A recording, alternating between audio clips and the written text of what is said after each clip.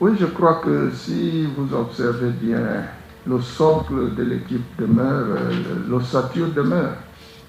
Au fur et à mesure qu'on a joué, on a eu à apporter des réajustements dans l'effectif. C'était généralement un ou deux joueurs, maximum trois. Donc, en fait, l'équipe est stable, mais par rapport aux matchs qui se suivent, on essaye de réajuster. Et quand on estime que tel élément n'a pas donné entièrement satisfaction. Donc, pour moi, l'équipe a l'ossature qu'il faut. Mais chaque fois qu'on observe quelque chose qui ne marche pas bien, on réajuste. Donc, je pense déjà que c'est positif qu'il y ait un engouement populaire autour de ce match. Ça signifie que plus ou moins le public supporte son équipe. Mais de l'autre côté, il y a une pression naturelle au niveau de l'entraîneur, au niveau des joueurs.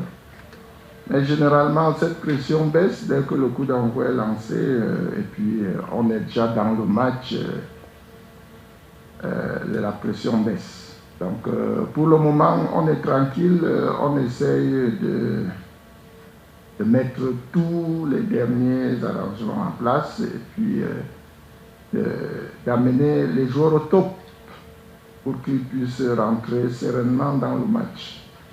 Je crois que la pression, ça se gère au fur et à mesure que les minutes s'égrènent. Je voudrais d'abord dire que je ne me suis pas fixé des objectifs. Je suis défenseur central. Donc s'il arrive aujourd'hui que je marque des buts, c'est normal, c'est tout à fait normal. Et pour l'état d'esprit du groupe, le groupe est là pour aborder ce match. Donc je pense que c'est comme ça. Pour moi, c'est un grand plaisir de faire partie de ceux qui parlent de notre qualification aujourd'hui et du public camerounais en général. Donc ceux qui parlent de moi aujourd'hui, je suis vraiment très fier de ça.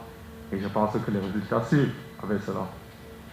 Non, je ne pense pas parce que lorsqu'on va en compétition comme celle-ci, on se dit on a 6 matchs. Il faut pouvoir gérer 6 matchs avec un effectif bien défini. Donc, je crois qu'on est au 4e match.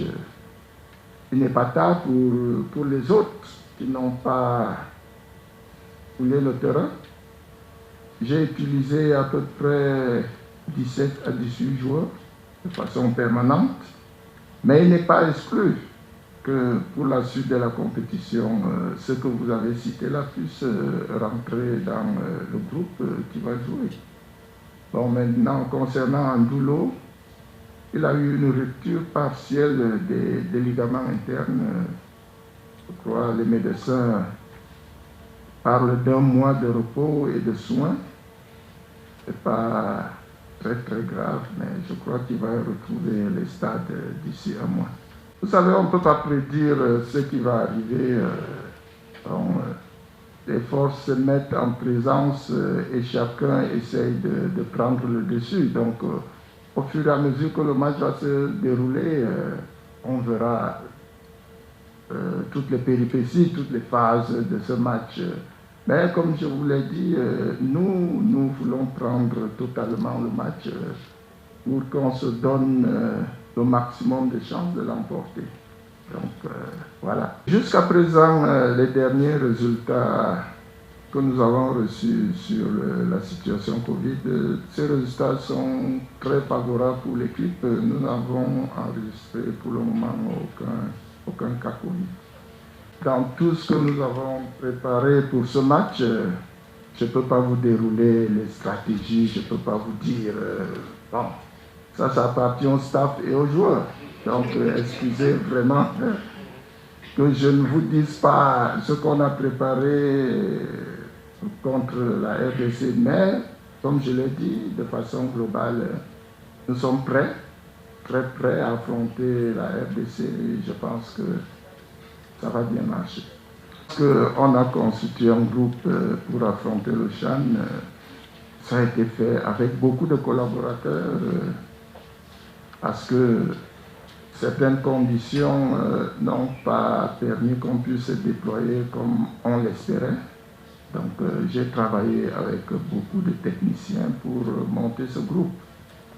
Donc aujourd'hui, je crois que bon, tout n'est pas parfait, mais je crois qu'on a pu quand même trouver ce qu'il fallait.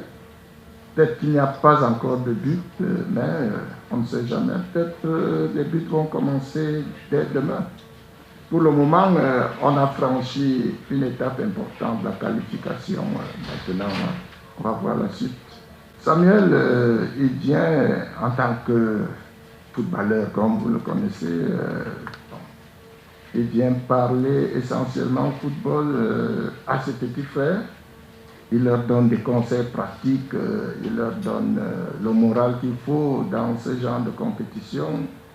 Il leur donne des petites astuces en tant que joueur qui a vécu beaucoup de situations à travers les compétitions. Donc, il leur passe des petites ficelles pour qu'ils puissent résoudre les problèmes qu'ils ont sur le terrain. Donc, il galvanise, il apporte un plus dans ce que le joueur devrait être dans la compétition.